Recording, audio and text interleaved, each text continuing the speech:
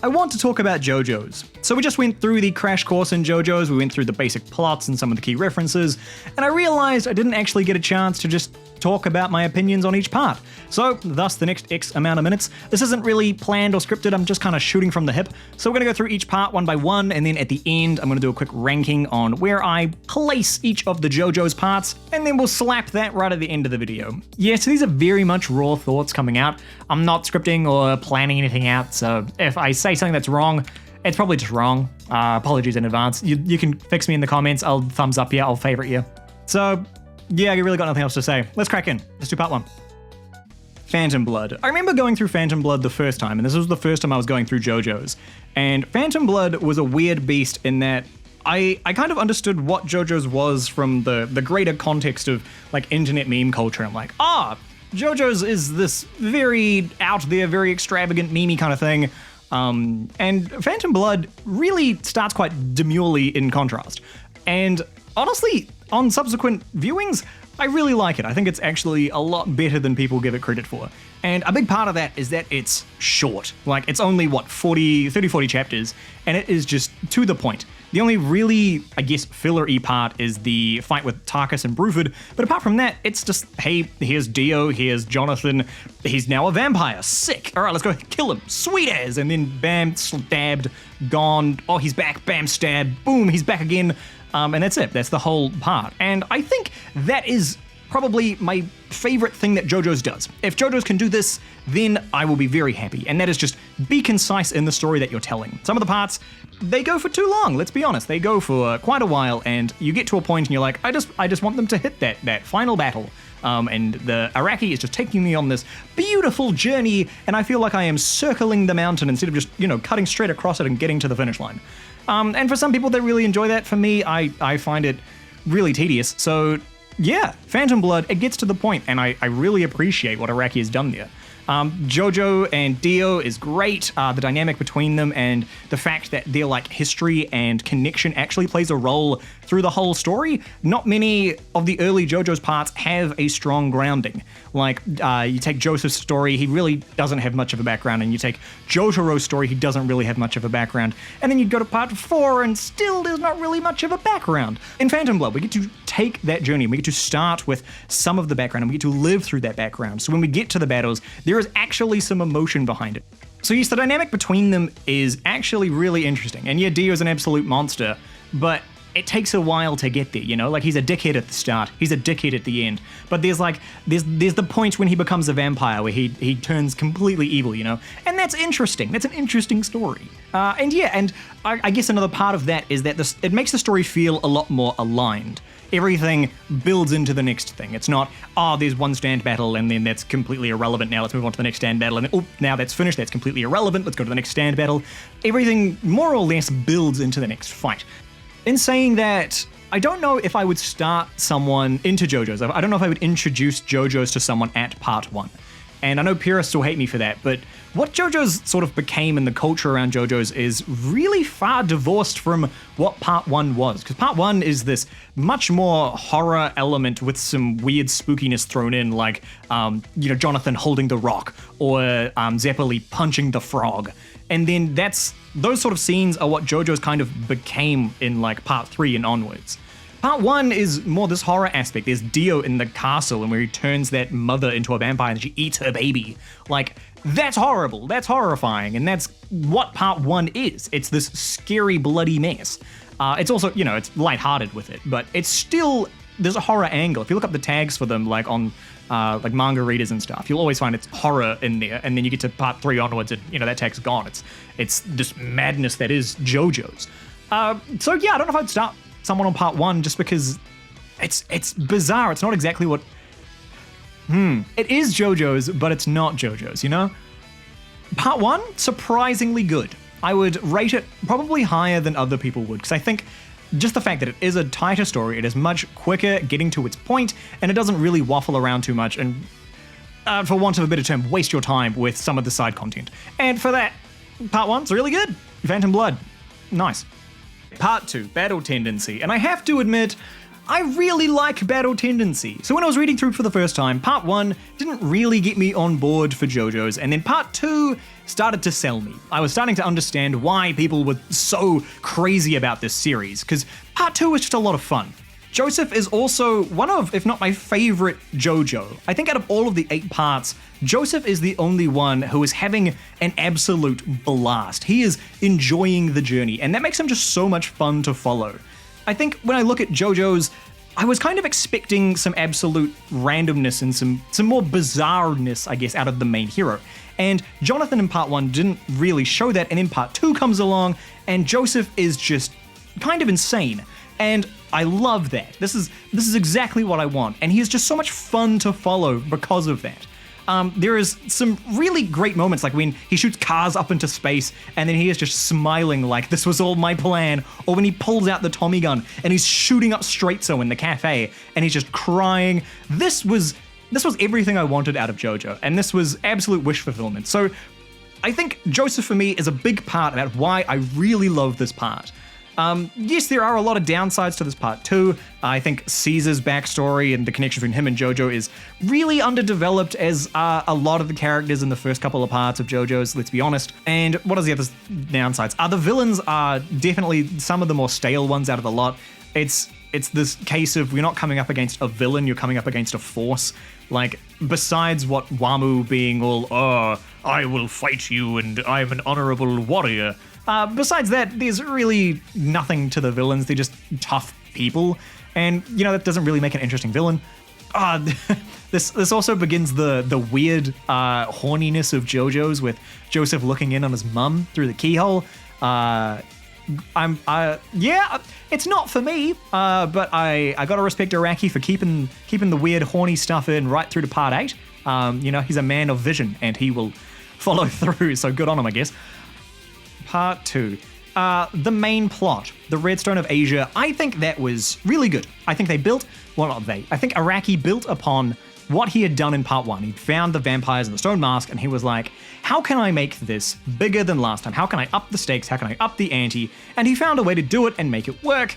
And I think he really respectfully in part 3 found a way to make Dio important again, and that was crucial. I think this part would not work as well if Dio was just left in part 1 as this, terrible, awful villain who in part 2 was just completely superseded by what came after him. So I'm really glad that, pulling Dio through into part 3 makes part 2's villains in a way better, because it made Dio more important. I don't know if that makes sense. That makes sense to me.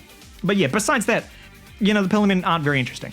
I would really like to see what the connection between them and the rock humans will be in part 9, because I imagine from what part 8 was showing us that there's so many parallels between what part 7 and 8 are doing and what these early parts are doing. So I'm really curious to see how Araki will tie together what I assume the Pillar Men are to the rock humans, because I assume that's the parallel he's going for there. We'll see. I could be completely wrong there, but who knows. Also, it's good to see Araki's art just getting like a little bit better as he goes on. Yeah, the early Araki art can be rough, especially in the black and white versions. And so that's why I strongly recommend, if you're reading it, go through the colored versions, because I think they do a lot better with what's there.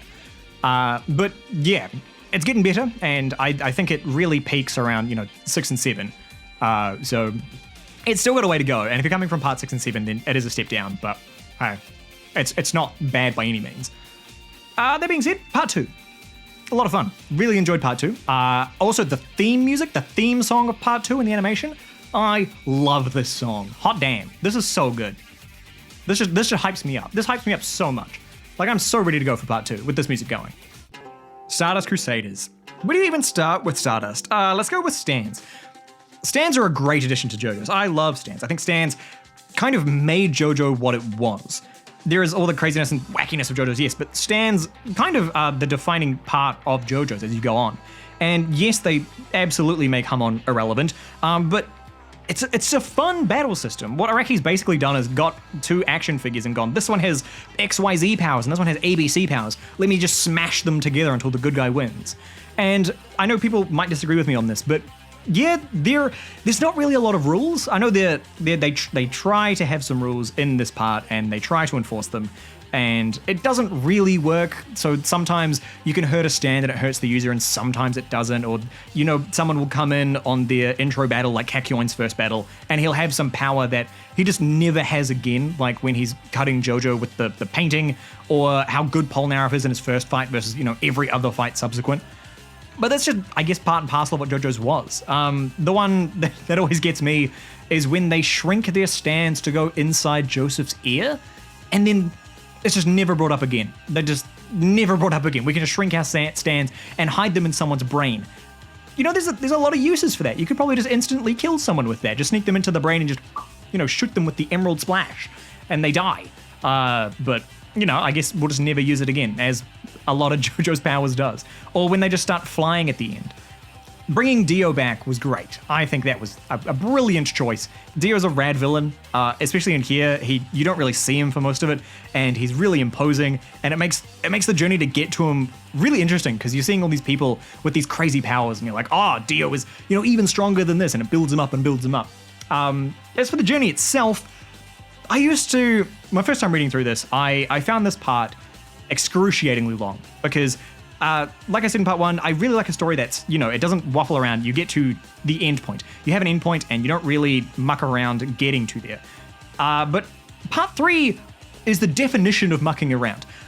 It is just a sequence of stand battles. It is just a gauntlet of people until the JoJo crew get to Dio. And the first time I read through, I didn't really get that, and so I found the part really boring, because all I wanted to do was get to Dio, and everything else was an obstacle. And so I was trudging through battle after battle, because all of these are just obstacles to what I wanted.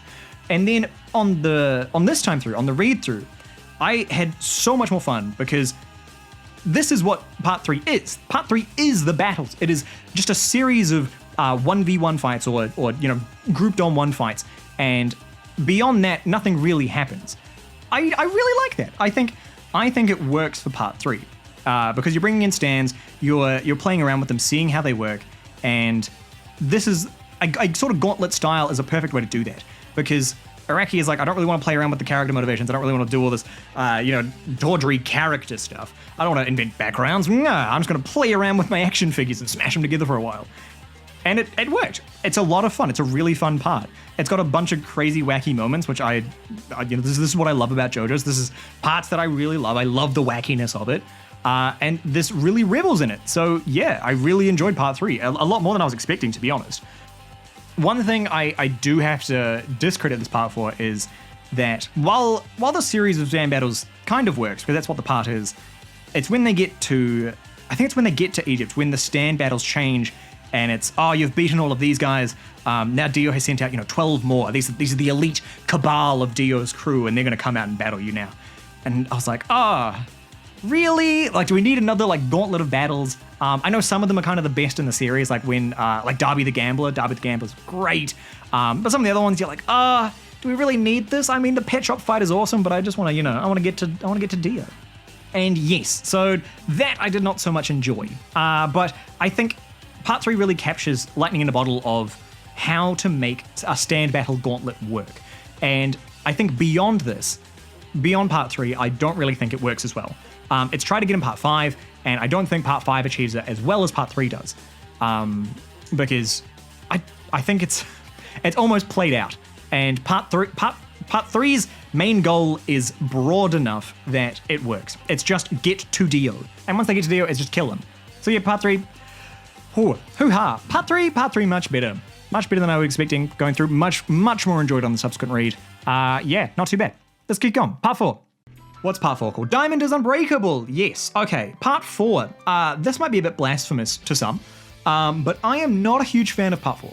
I think part 4 does a lot of things right. Part 4 brings in character motivations again. It makes characters likable again.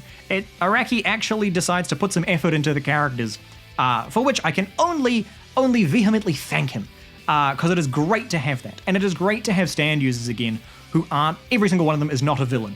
So people are actually friendly, they act like human beings, and you actually get a sense of scale in the town. Things happen and there are actual reactions to them. Like when Kira comes in, is revealed, all the stand users gather, and the whole town of stand users comes together to find him and beat him, and that's brilliant. That's so good. But what I think Part 4 really struggles in, and what made, I guess, Part 4 lose me, is that it takes the first entire half of the manga to get to the point. The fight with Kira, and Kira as a villain, is awesome. I think Kira is a great villain, and it would have been awesome to see him brought in so much earlier, because he is brought in well too late to really get me invested in the part.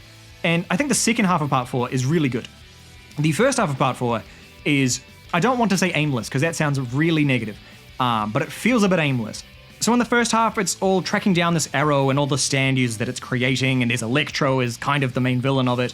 And then it's revealed that Okuyasu's brother is the guy making all these stand users to find someone to save his dad. And that was such an interesting concept that I really loved.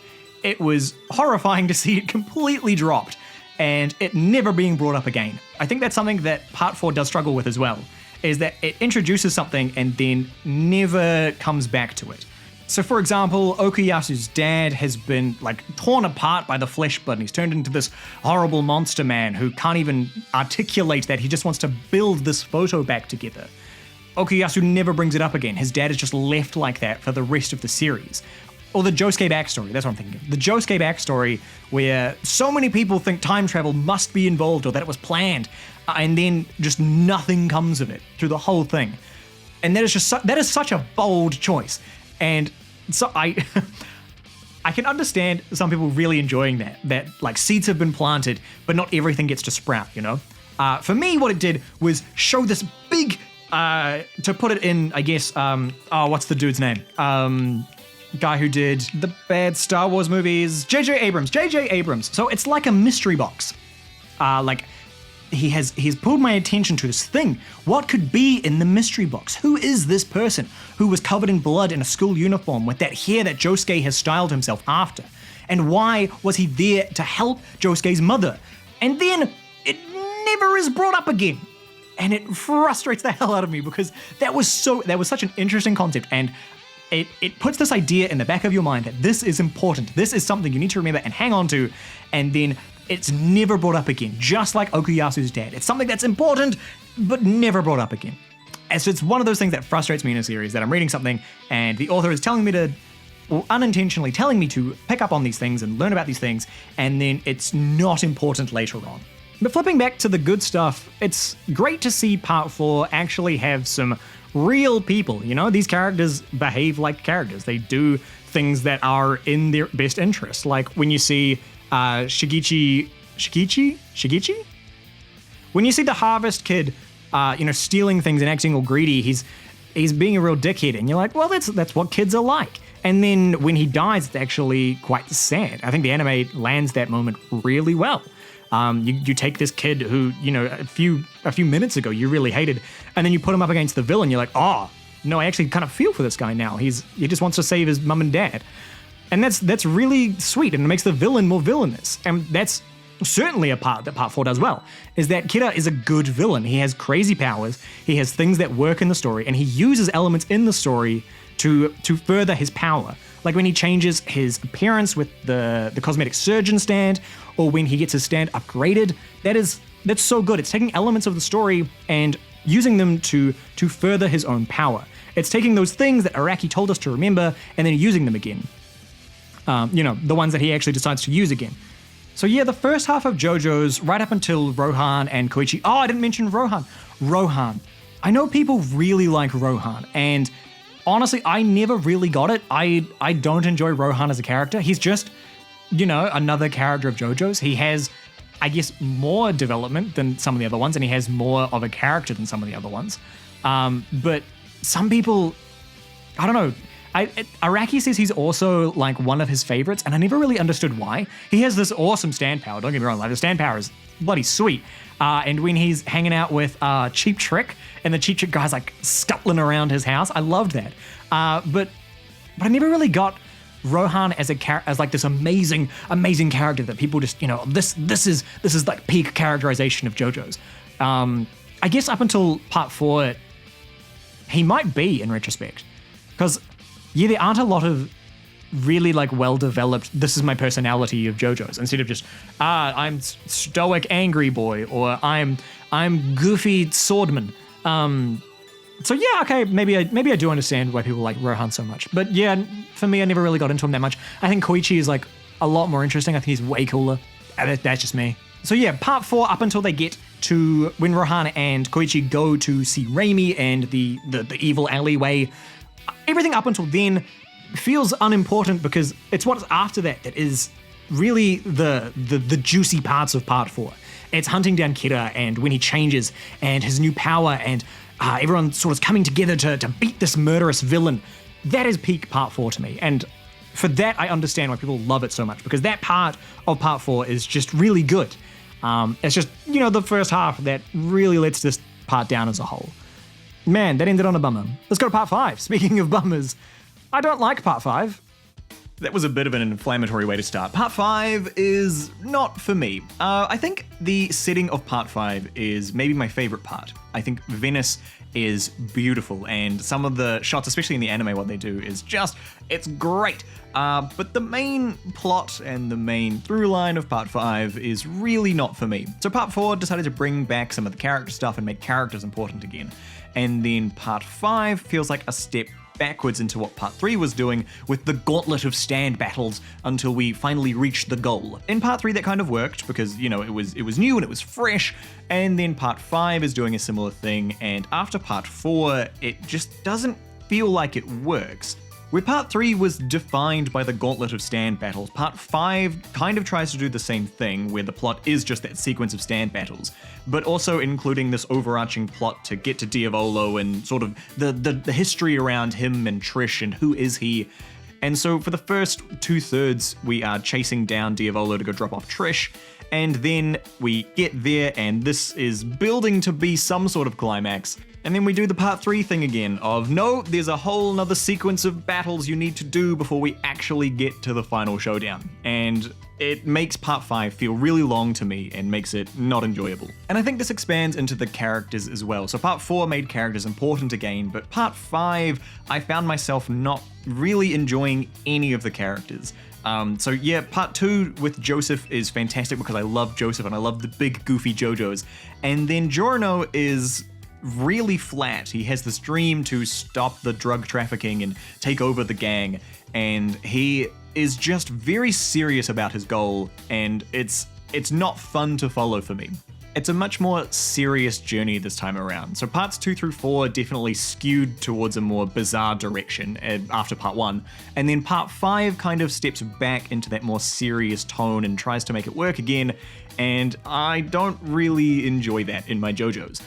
Sometimes it works, sometimes you can get a more serious JoJo's, like part 8 is a more serious JoJo's, but still a lot of fun because there is a lot more character writing in to support that.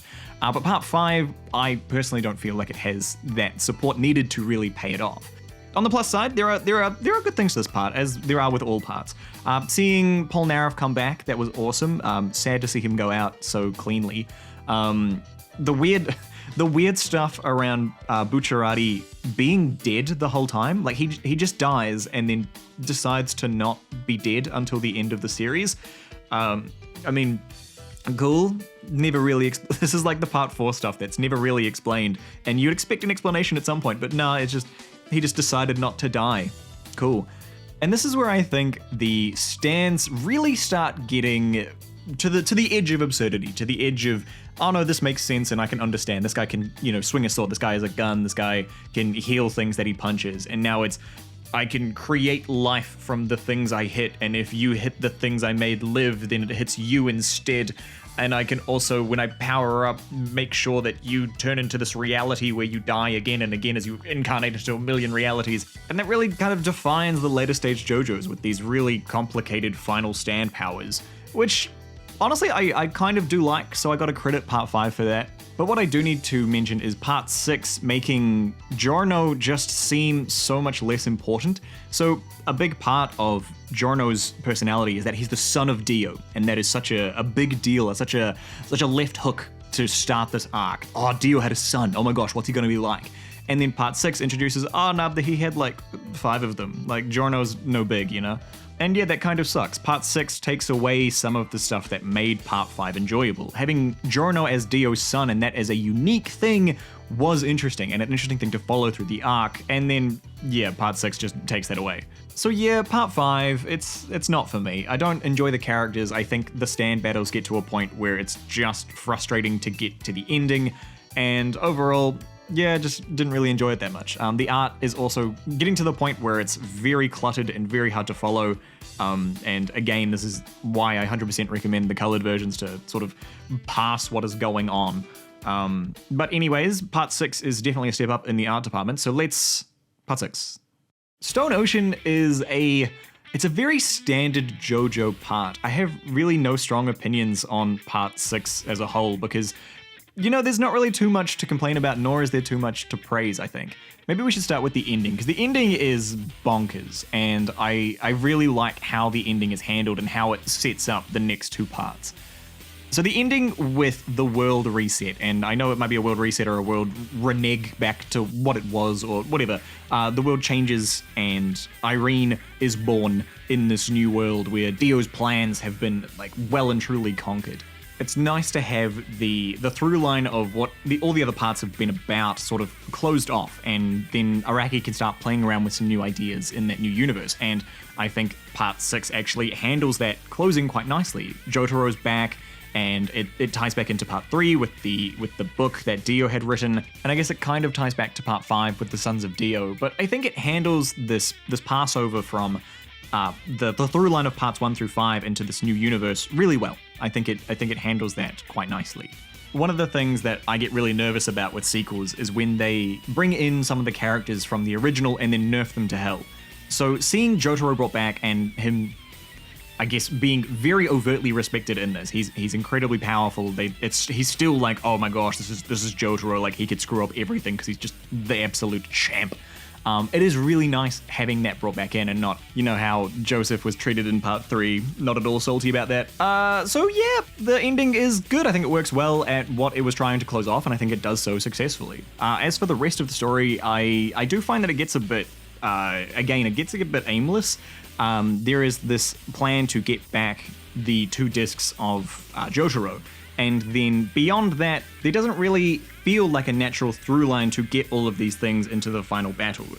Things just kind of happen, and then JoJolion is there reacting to them, it feels like. It just feels like a bit of a weaker direction, especially when you compare it to, say, part 7 and part 8, where there is a very clear end goal defined, and everything in between then feels like natural steps towards meeting that end goal.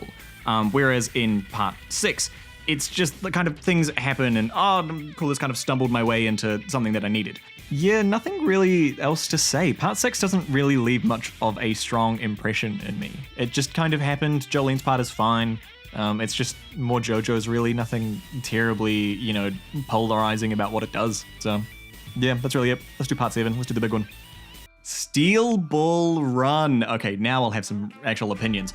Steel Ball Run is really good, and it does a lot of the things that, in my opinion, good JoJo's does. It is concise and to the point. It has an end goal that is interesting, and in between the end goal and the start, there are defined sort of sub-goals, and those being the corpse parts, and the race itself. It makes these stints in between the ending and the start actually fun to follow, because there are these sort of sub-goals that we get to and sort of resting points, and it makes it flow really nicely.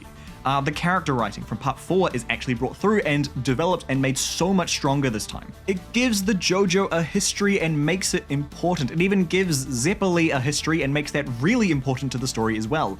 And it makes us get so much more invested in these characters because we have a greater context and a greater understanding of who they are outside of just what they do. So in, say, part 3, for example, there is virtually no background to Jotaro. He is just some tough kid who goes to school and then decides to go and beat the hell out of his great-granddaddy. But in Steel Ball Run, we have Johnny's history and seeing his brother and feeling responsible for his death and his own sort of rise to becoming this horse race extraordinaire and the tragedy that made him lose that, and then we understand why he is so hopeful and why he's so intent on following Gyro because we have this history behind him. And for Gyro himself, we piece together his history over the course of the manga. And it's this beautiful little mystery that we follow through the entire series. And that is just very well integrated into the story. The main plot itself is really interesting. The fact that Jesus has been cut up and moved across the United States of America. That's really bold. That is such an interesting concept. And the fact that the president of the United States is the one trying to manipulate everything to put it together, like, I don't understand how you would not get excited about that. That is such an interesting concept and just something you would want to read about. In art as well, I think part 6 is where Araki really steps up and defines his sort of art style, and then part 7 is him just going full hog on this and showing what he can do as an artist. And it works really well. The scenes with the fire in Johnny's eyes, or just seeing all the horses run around, it's fantastic. But let's talk about something that is less fantastic, the Lucy subplot. Yeah, I find this a very weird subplot. We can see Araki is still bringing in the weird horniness, but it is a bit bizarre that he decided to make Lucy Steele 14. Yeah, I would call that a bit of a whoopsie. It does make it a bit uncomfortable when she's in these kind of situations. And the whole idea of her being married to the 50-year-old is a bit weird as well. I know that in the series it kind of tries to justify it as, oh no, he was saving her from this horrible marriage that she was being forced into for her family, and you know, she represents like hopefulness for Mr. Steele. But you know, on the flip side of that, he kind of did just buy a child bride, so that's a bit uncomfy. But I mean, this is the 1800s, and you know, they did things different then, so I don't know, maybe I'm just looking at it with my enlightened 2000s knowledge and being like, nah, that's a bit weird. But let's talk about the villain though, Funny Valentine. I think Funny Valentine is arguably the best villain of JoJo's. I know people will kick and scream that Dio is the best, but Funny Valentine has a purpose. He has something that motivates him. He has a drive. He has some bloody pathos. And that is fantastic. We kind of meme on the napkin speech, but the napkin speech tells a lot about his character and how he sort of views the world. Yeah, it's a bit of a joke, but it's also a very evocative metaphor. Like, we remember in part 1 where Dio's like, how many breads have you eaten? And then that makes sense. That defines so much of his character. It shows how lowly he thinks regular humans are. And then in the Funny Valentine speech, he talks about taking the first napkin. And we understand as he sort of speaks about that, why that works and what he means by that. It's this perfect analogy to what his plan is, and we understand him better and his plan better as a result of that discussion. It's not just evil man is evil, it's I have to do some bad things, but I have a good purpose underlying it. Good villains never think they're the villains, and Funny Valentine doesn't. He's doing some nasty things, but he earnestly believes in what he is doing, and that makes him a really good villain. Oh, and we didn't talk about the world yet. Okay, so the world reset and how part 7 and part 8 are laid out, I think is so interesting because it's really just for the fans. So if you've been reading through parts 1 through 6 and then part 7 comes along, there's a lot of almost fan service of relating it back to the early parts, and I think it works incredibly well because it also stands on its own. You can read part 7 on its own and be like, oh cool, there's this guy named Dio and he can do these kind of things. Apart from, I guess, the ending when Time Stop Dio comes forward. That really wouldn't make much sense unless you'd read part 3 specifically. But overall, seeing those ties back into the previous parts and how these new characters sort of reflect the old characters and are brought into this new journey, I think is a very interesting take to make.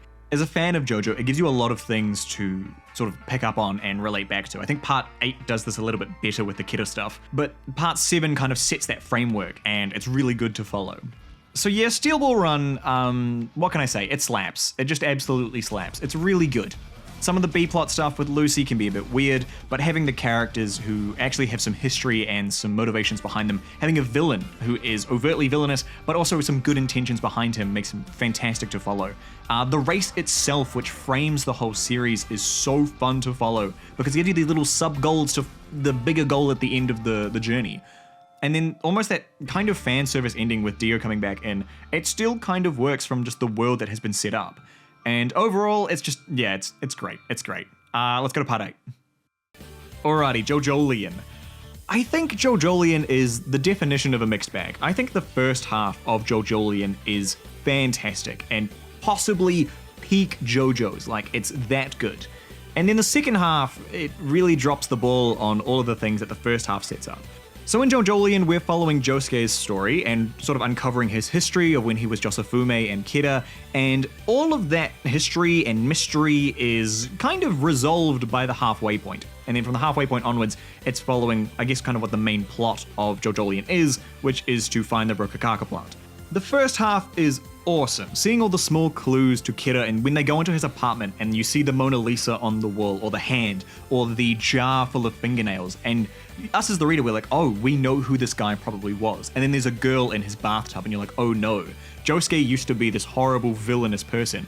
And then over the course of the series, we learn that Kira was actually this pretty nice guy. He worked to help save Josafume when he was younger, and he has a genuine drive to just save his mum. And when Josuke learns that he isn't actually Kira, he is more like Josafume, and then learning that he was these two people put together and uncovering how that came to be is so good. That mystery is fantastic, and the background pages that we get on that story is fantastic. So the whole first half is Josuke trying to figure out his past and figure out his place in the world now with the Higashikata family, and what is this memory of the Rokakaka plant, and how does it tie together to who he was, and does he need it now, and why is his family acting so suspicious? And it makes that first half of JoJolion brilliant. It makes it so much fun to follow because there are mysteries, there is an end goal in mind, the characters are fun and interesting, there is history in the Higashikata house that we slowly piece together, as well as we're piecing together Josuke's memories. And then about halfway through the series, most of that is resolved. That all the history is done, we understand so much of the characters now, and it's more or less, now we just need to find the Rokakaka plant and sort of wrap this up. And that's what the second half of JoJolion kind of feels like. All of the interesting mysteries and all of the fun stuff that we were following have been resolved. And now it's this main plot around the plant that didn't really get fully developed at the start because we were playing around with all these other fun history ideas. And so what the series is left with is not much, and I think that's probably best described in the final villain, who shows up right at the end and is so overtly the main villain that it is just really shocking that it came in so bluntly. Toru sucks. Toru is a terrible villain. I get that he's a rock human and that was cool, but he feels so crowbarred into the series when he introduces himself in those last, 10, 20 chapters and says, oh yeah, Yasuo, it's me, your ex-boyfriend who was totally important to you and absolutely should have come up earlier in the manga. Hey, I'm here now, no reason at all. I know you're looking for this evil old man, but it's definitely not me, this person who is obviously the villain in true JoJo's fashion.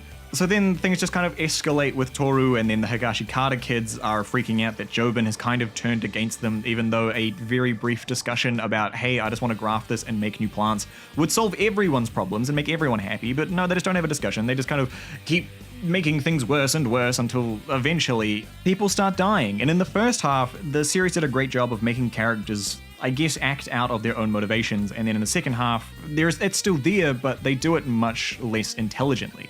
That being said, the Jobin stuff, Jobin is great. I just don't think he works that well as a secondary antagonist because his motivations aren't set up in such a way that they oppose Josuke so strongly. And if he wants to be a secondary antagonist, he really should. So in the middle of the manga, it's all, oh, Jobin looks like he's going to be the next villain, all the rock humans are gone, and Jobin knows about it and he's scheming. And it sets him up as the next villain. And then Toru comes in right at the end as, nah, it was me, I'm the villain all along. And it makes the ending really flat. Jobin had done some sneaky scheming behind the scenes and trying to get the plant appraiser killed so he can find the Rokakaka branch on his own. That was really interesting stuff, and Araki could have taken it in a direction where Jobin was the final villain, and I think that would have worked stronger, because as it stands now with Toru, it makes the whole ending feel very flat when Toru is introduced so late.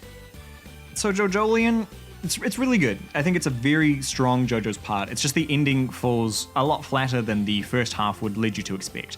And then of course there's the epilogue, sort of 2 chapters kind of piecing together a bit more of the history, which is interesting, but ultimately not, I would consider, part of JoJolion. It's more of an intermediary between what I imagine part 9 will be about. But yeah, part 8 good. let's wrap it up with some rankings as promised. So we're going to rank them lowest to top. And again, these are my opinions, don't shoot me. I'm not saying one is objectively better than the other. These are just the ones that I enjoy the most or enjoy the least. So bringing up the rear is, of course, Golden Wind. It's not for me. I can understand if you like it. But yeah, I don't enjoy any of the characters. I don't think the journey is interesting. And for the most part, I just feel frustrated reading this part because there are just so many obstacles, it feels like, to getting to the interesting stuff around Diavolo. Next up is Stoned Ocean. I actually enjoyed this part a lot more than I remembered. I remember not enjoying this the first time through. But yeah, it's actually not too bad.